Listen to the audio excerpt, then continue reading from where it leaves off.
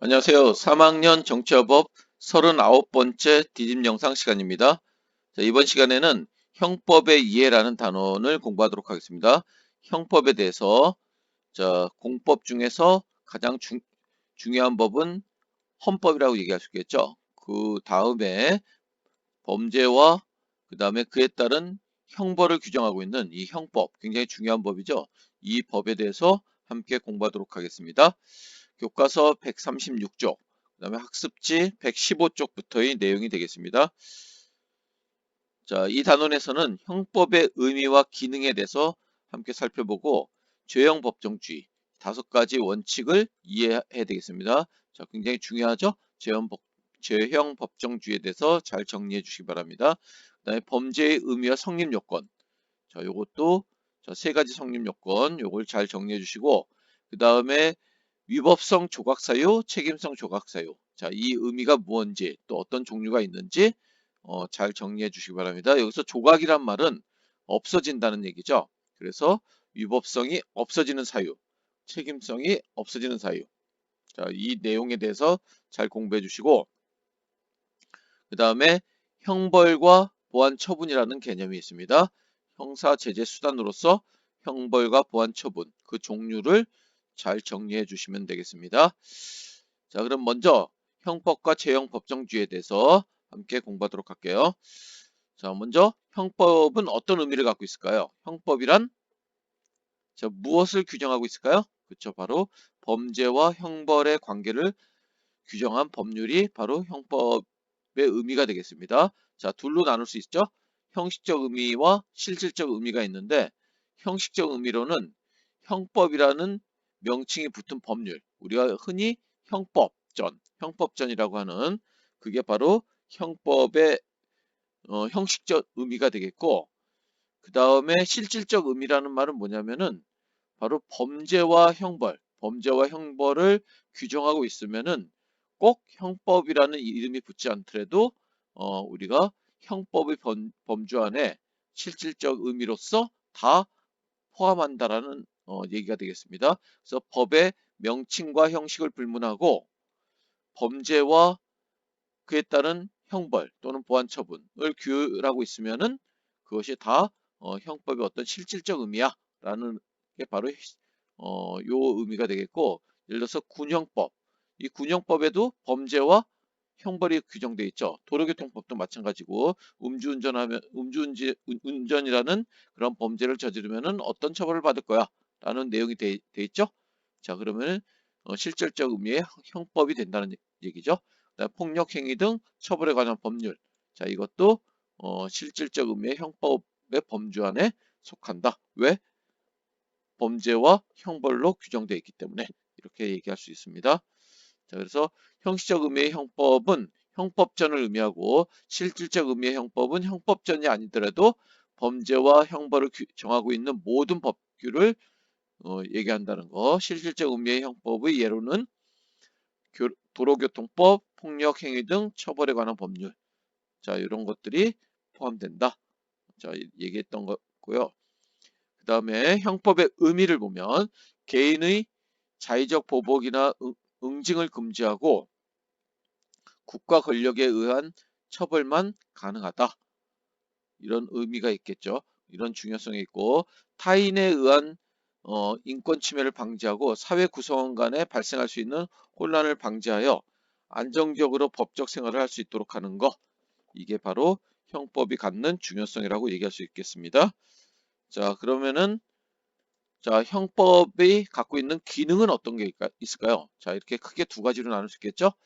자, 범죄를 저지르면 형벌이 부과됨을 미리 알려서 잠재적 범죄자가 범죄를 저지르지 못하게 하는 거. 다시 말하면은 일반 국민을 범죄로부터 보호하는 기능. 자, 일반 국민을 범죄로부터 보호한다 해서 바로 보호적 기능이 있는 거죠. 여기서 보호라는 것은 범죄로부터의 보호라는 의미가 담겨 있는 거고 그 다음에 국가로 하여금 법률로 정한 범죄와 형벌만 규정함으로써 국가가 함부로 어떤 일반 국민을 벌 주지 못하도록 해서 국가 권력의 자의적인 형벌권 남용을 방지해서 국민의 자유와 권리를 보장하는 거, 인권을 보장하는 거, 국가 권력으로부터 인권을 보장하는 그런 의미도 담겨 있는 거죠. 이 형법의 기능을 보면 그런 의미에서 바로 보장적 기능, 자, 인권 보장, 그 다음에 범죄로부터의 보호, 이런 두 가지 기능이 함께 담겨 있다라고 얘기할 수 있겠습니다. 자, 그러면은 죄형 법정주의에 대해서 함께 살펴보도록 할게요. 자, 죄형 법정주의는 옛날에 왕권이 절대적일 때는 왕이 자기 마음대로 그 권력을 행사해서 굉장히 인권을 침해하는 경우가 많았었죠. 그래서 이런 죄의 형태라든지 이런 것들을 죄와 범죄와 그에 따른 형벌을 법률로서 정해놨다. 이런 의미가 되는 거죠. 자, 그래서 근대적 의미에서 보면은 법률이 없으면 범죄도 없고 형벌도 없다. 이런 의미가 되겠습니다. 그래서 범죄의 종류와 그 처벌의 내용은 성문의 법률에 미리 규정되어 있어야 한다는 원칙을 얘기합니다. 성문의 법률이라는 것은 형법전 또는 어떤 법전, 그 문자로 되어 있는 그런 어떤 법전이 딱 있어야지만 처벌도 받을 수 있고 범죄로서 인정도 받을 수 있고, 그런 원칙이 바로 죄형 법정주의가 되겠습니다. 형식적 의미라고 얘기할 수 있겠네요. 자, 그에 비해서 자, 여기 현대적 의미에서는 요 말이 추가되고 있죠. 적정한 법률이 없으면 범죄도 없고 형벌도 없다. 그래서 적정한이라는 의미가 굉장히 중요한 의미를 담고 있습니다. 형식적인 법률의 존재뿐만 아니라 법률의 내용도 실질적, 자, 그 내용까지도 실질적, 그쵸, 정의에 합치도록 적정할 것을 요구함으로써 법관의 자의적 판단뿐만 아니라 이 법관의 자의적 판단을 막는 것은 바로 이 근대적 의미가 되겠죠. 근데 거기에 더해서 어떤 의미가 있냐면은 바로 입법자의 자의로부터, 자, 국회에서 법률을 자기 마음대로 정해놓고 법을 지켜야 돼라고 하면 안 되겠죠. 그래서 그 국회에서 정하는 법률의 내용도 정의에 합치되도록 해야 된다는 것이 형식적 의미의 죄형 법정주의다라고 얘기할 수 있겠네요. 그 내용이 바로 정의에 적합해야 된다. 그래서 국민이 실질적으로 자유와 권리를 보장받아야 된다라는 의미가 담겨 있습니다. 그래서 실질적 의미다, 이렇게 얘기하고 있네요. 자, 그래서 이렇게 죄형 법정주의는 근대적 의미와 현대적 의미, 이렇게 나눠 볼 수 있는데, 이 적정한이라는 말이 붙은 의미에 대해서 잘 정리해 주시기 바랍니다. 자, 그러면은 자, 죄형 법정주의의 파생 원칙이라고 해서 그 내용을 구체적으로 살펴보면은 이 5가지가 있죠. 이 5가지를 잘 정리해 주시기 바랍니다. 자, 먼저 관수법은 성문으로 제정된 법이 아니어서 그 내용과 범위가 명백하지 않죠. 그래서 범죄와 형벌은 미리 성문의 법률에 규정되어 있어야 한다는 원칙이 바로 성문 법률주의 또는 관습형법 금지의 원칙이라고 얘기하는 겁니다. 그래서 범죄와 형벌이 국민의 대표기관인 의회가 제정하는 성문의 법률에 규정되어 있어야 된다는 원칙, 법전으로 딱 규정되어 있어야 된다는 거죠. 그래야지 명확하겠죠. 그렇죠? 그 내용이 명확해서 자의적으로 누가 그 적용을 해서 인권이 침해되는 일이 없어야 된다는 거죠. 그래서 관습형법 금지 원칙 또는 성문 법률주의, 이렇게 얘기하는 것입니다. 그 다음에 어떤 행위가 범죄이며 각각의 범죄에 대해 어떤 형벌이 부과되는지가 법률에 구체적으로 명확하게 규정되어야 된다는 원칙. 이게 바로 명확성의 원칙이라고 얘기하는 거죠. 만약에 형벌의 기간을 정하지 않은 채 징역에 처한다라고 하는 것은 어떻게 될까요? 명확하지 않으면은 그 법에 저촉을 받는 사람들에게 굉장히 인권 침해가 되는 거죠. 그래서 그 내용이 분명해야 된다, 명확해야 된다. 그런 의미에서 명확성의 원칙이 중요하다라고 얘기할 수 있겠네요. 예를 들어서 우리 학교 규정을 얘기하는데 학생답지 못한 행동을 하면 처벌을 받는다 라고 얘기하면 어떨까요? 거기서 학생답지 못한 행위가 뭔지, 그 다음에 처벌이 어떤 범주에 속하는지 이게 명확하지가 않죠. 그러면은 죄형 법정주의에 어긋난다 이렇게 얘기할 수 있습니다. 그 다음에 세 번째로 범죄 행위의 경중과 가볍고 무거운 걸 얘기하는 거죠. 행위자가 부담해야 할 형사 책임 사이에 균형을 갖춰야 된다는 거죠. 자, 예를 들어서 어, 지각을 하면은 우리 학교 규정에 지각을 하면 퇴학에 처한다.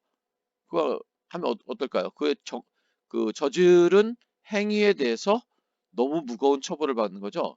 자, 그러면 적정성의 원칙에 어긋난다. 다시 말하면은 죄형 법정주의에 어긋난다. 이렇게 얘기할 수 있다는 겁니다. 그래서 범죄와 형벌을 규정한 내용도 적정해야 된다는 원칙이 바로 이렇게 되겠죠. 예를 들면 어떤 국가의 법률이 사형을 그 살인을 저지른 사람은 징역 5년에 처하고 절도를 저지른 사람은 징역 10년에 처하면은 그거는 그 행한 범죄와 그 다음에 그에 따른 형벌이 뭔가 균형을 갖추었다라고 얘기할 수 없는 거죠. 그럴 때 우리가 적정성의 원칙에 위배된다 이렇게 얘기한다는 것입니다. 자, 범죄에 대한 형벌이 과도해서는 안 된다는 원칙. 예를 들면 절도죄가 살인죄보다 무겁게 처벌되도록 규정해서는 안 된다. 이게 바로 적정성의 원칙이라고 얘기할 수 있습니다. 그 다음에 범죄와 그 처벌은 행위 당시 법률에 의해야 하고 행위 후에 법률을 제정하여 그 법으로 이전의 행위를 처벌해서는 안 된다는 원칙. 이게 바로 소급표 금지의 원칙이라고 얘기할 수 있겠네요. 자, 소급표 금지의 원칙은 그 예외가 있죠. 그 예외가 뭐냐면은 소급 입법이 오히려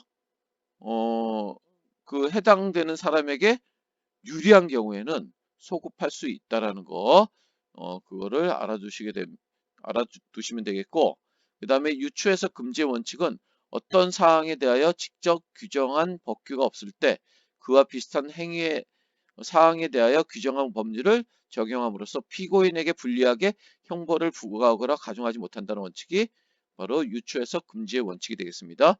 자, 유추 해석을 해서는 안 되겠죠. 유추 해석을.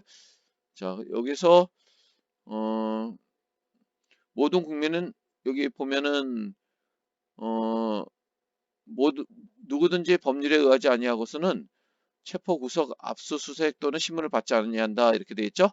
이렇게 관습형법 안 되는 거고 행위 시 법률에 의하여 범죄를 구성하지 아니하는 행위로 소추되지 아니하며 이렇게 돼 있죠.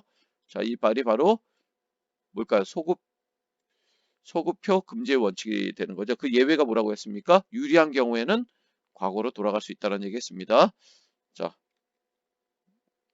그래서 요 구체적인 어떤 내용은 다음 시간에 하도록 할게요.